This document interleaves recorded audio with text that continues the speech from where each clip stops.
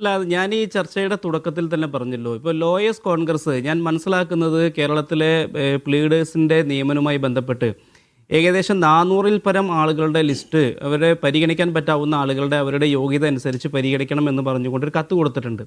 ആ കത്തിലെ 2 പേരെ സംബന്ധിച്ചിട്ടാണ് ഇവിടെ പരാതി ഉയർന്നു വന്നിട്ടുള്ളത്. കോൺഗ്രസ് അതൊക്കെ അഡ്രസ്സ് ചെയ്യുകയും കെ എസ് യുവിനെ പോലെയുള്ള ഒരു ഉത്തരവാദിത്തപ്പെട്ട വിദ്യാർത്ഥി സംഘടന എന്ന നിലയ്ക്ക് അവർ ഉയർത്തുന്ന പ്രശ്നത്തെ സംബന്ധിച്ച് അവരുടെ ആശങ്കയെ സംബന്ധിച്ച് കൃത്യമായി അഡ്രസ്സ് ചെയ്ത് അത് പരിഹരിക്കുക തന്നെ ചെയ്യും.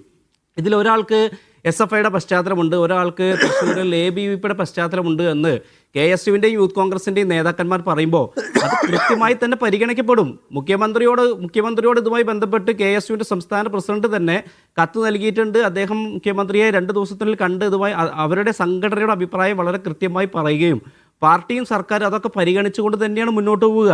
അഭിപ്രായ സ്വാതന്ത്ര്യമുള്ള ഒരു പ്രസ്ഥാനം നിലയ്ക്ക് ഇപ്പോൾ കഴിഞ്ഞ 10 വർഷക്കാലം SFIക്ക് എന്തായിരുന്നു പണി? ഈ സർക്കാരിന്റെ എല്ലാ നിയമന രംഗങ്ങൾക്കും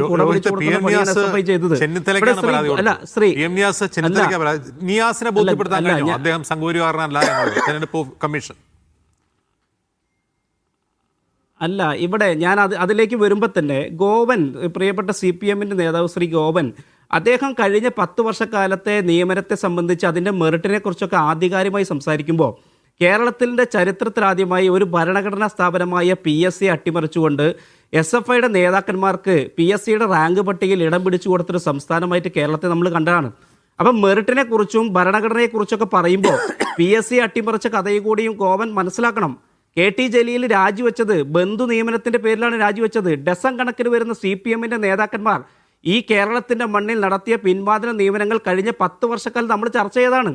അപ്പോഴാണ് ഇവർ പറയുന്നത് ഈ ഒരു 40 ദിവസം മാത്രം പ്രായമുള്ള അല്ലെങ്കിൽ 2 മാസക്കാലം പ്രായമുള്ള ഒരു ഗവൺമെൻറ് ഇതാ 2 പേരെ വെച്ചിരിക്കുന്നു, അല്ലെങ്കിൽ അത് മെറിറ്റില്ലാത്ത ആളുകളാണെന്നൊക്കെ പറഞ്ഞാൽ ഇത് കേരളത്തിലെ ജനങ്ങൾ കേൾക്കുന്നുണ്ട്. പിന്നെ മുഖ്യമന്ത്രി VHP നേതാക്കന്മാരെ കണ്ടു എന്നാണ് അദ്ദേഹം പറയുന്നത്. അറിയോ, ശശികലയെ കണ്ടിട്ടില്ലല്ലോ. ആര്? പിണറായി വിജയൻ ശശികലയെ കണ്ടിട്ടില്ല, ബാക്കി എല്ലാവരും കണ്ടിട്ടുണ്ട്.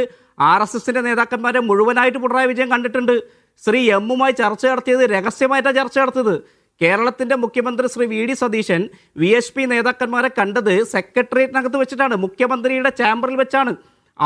കേരളത്തിലെ മുഖ്യമന്ത്രി എന്ന് പറയുന്നത് കേരളത്തിലെ എല്ലാ ജനങ്ങളുടെയും മുഖ്യമന്ത്രിയാണ്. പരാതിയുമായി വരുന്ന ആളുകൾ, നിവേദനവുമായി വരുന്ന എല്ലാ സംഘടനകളെയും കാണും, അത് കേൾക്കും. അത് രഹസ്യമായിട്ടല്ല. ഇവിടെ പിണറായി വിജയൻ നടത്തിയത് രഹസ്യമായിട്ടാണ്. വലിയ വിഷം ചീറ്റുന്ന തരത്തിൽ വർഗീയ പരാമർശം നടത്തിയ വെള്ളാപ്പള്ളിയെ കാറിൽ കയറ്റി നടത്തിയ ആളുകളാണ്. 10 വർഷക്കാലത്തിനിടയിൽ ആ വെള്ളാപ്പള്ളിക്കെതിരെ ഈ വർഗീയ പരാമർശത്തിൻ്റെ പേരിൽ ഒരു കേസെടുക്കുവാൻ തയ്യാറല്ലാത്ത ആളുകളാണ് ഇന്ന് VHPയുടെ നേതാക്കന്മാർ മുഖ്യമന്ത്രിയെ കണ്ടു എന്ന് പറഞ്ഞുകൊണ്ട് വലിയ മഹാസംഭവമായിട്ട് ഇവിടെ കൊട്ടിഘോഷിക്കുന്നത്.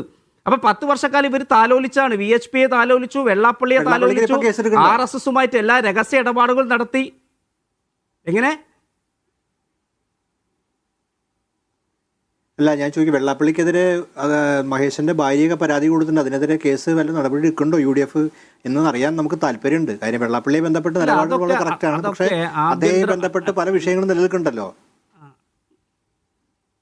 അല്ല, അതൊക്കെ ആഭ്യന്തര വകുപ്പ് അതുമായി ബന്ധപ്പെട്ട് അതിനൊക്കെ ഒരു പ്രൊസീജിയർ ഉണ്ടല്ലോ. ഒരു പരാതി വരുമ്പോൾ ഒരു വകുപ്പ് അതുമായി ബന്ധപ്പെട്ട് ഏതൊക്കെ തരത്തിലുള്ള അന്വേഷണമാണ് നടത്തേണ്ടത്, എപ്പോഴാണ് കേസ് എടുക്കേണ്ടത് സംബന്ധിച്ച് വകുപ്പ് അതുമായി നല്ല ധാരണയുണ്ടല്ലോ. അപ്പോൾ അത് എടുക്കേണ്ട സമയത്ത് എടുക്കും. കഴിഞ്ഞ ഇടതുപക്ഷ ഗവൺമെന്റ് ഇവരെയൊക്കെ താലോലിച്ച് നടന്നു. വെള്ളാപ്പള്ളിയെ കാറിൽ കയറ്റി നടത്തിയ പിണറായി വിജയനെ നമ്മൾ കണ്ടിട്ടുണ്ട്. അപ്പോൾ അന്ന് എല്ലാ സൗകര്യവും ഈ RSS നേതാക്കന്മാർക്ക് സ്ത്രീ ഓൺലൈനിൽ അധിക്ഷേപിക്കുകയാണ്, സ്ത്രീത്വത്തെ അപമാനിക്കുകയാണെന്ന് പറഞ്ഞുകൊണ്ട് ഒരു പരാതി കൊടുത്തിട്ട് കേസെടുത്തില്ല എന്ന് പറഞ്ഞ് ആഭ്യന്തരമന്ത്രി ആ സ്ത്രീ വിളിക്കുകയാണ്. FIR ഇടാൻ ഞാൻ പറയാമെന്ന് ആഭ്യന്തരമന്ത്രി പറഞ്ഞിട്ട് ആ പോലീസ് കേസെടുത്തിട്ടില്ല. രോഹിത്, അൻസിബയുടെ കാര്യം പറയുന്നത്. അജിംസെ, നമ്മൾ ഈ ഒറ്റപ്പെട്ട ഒരു കാര്യം, അത് വളരെ ഗുരുതരമായിട്ടുള്ള കാര്യം തന്നെയാണ്. ഞാൻ അതിനെ ലഘൂകരിച്ചൊന്നും കാണുന്നില്ല. പക്ഷെ ആ പരാതിക്കകത്തൊക്കെ നമ്മൾ ഈ കേരളത്തിൽ ജീവിക്കുന്ന ആളുകളാണല്ലോ. ഇതുമായി ബന്ധപ്പെട്ടൊക്കെ പറയേണ്ടി വരരുത്. കാരണം പിണറായി വിജയനെതിരെ നിങ്ങൾ ഉന്നയിച്ച ഒരു ആക്ഷേപമാണ് ഒറ്റപ്പെട്ട സംഭവം എന്നുള്ളത്. അല്ല, കേരളത്തിൽ സ്ത്രീകൾക്കും അതുപോലെ തന്നെ വർഗീയ പരാമർശം നടത്തുന്ന ആളുകൾക്കെതിരേക്കുള്ള കർശനമായിട്ടുള്ള നിലപാട് സ്വീകരിക്കാൻ പറ്റാവുന്ന നിയമ നടപടികൾ സ്വീകരിക്കാൻ പറ്റാവുന്ന ഒരു ഗവൺമെൻറ് തന്നെയാണ് കേരളത്തിൽ അധികാരത്തിലിരിക്കുന്നത്. അതിനകത്തൊന്നും യാതൊരു തർക്കവുമില്ല. അത് വെള്ളാപ്പള്ളി ആണെങ്കിലും ഇനി VHPയുടെ നേതാക്കന്മാരാണെങ്കിലും RSSന്റെ നേതാക്കന്മാരാണെങ്കിലും കേരളത്തിൻ്റെ ഒരു മതേതര സ്വഭാവത്തിനെതിരായി പ്രവർത്തിച്ചാൽ അവർക്കെതിരെയുള്ള കൃത്യമായ നിലപാട് ഈ ഗവൺമെൻറ് സ്വീകരിക്കും.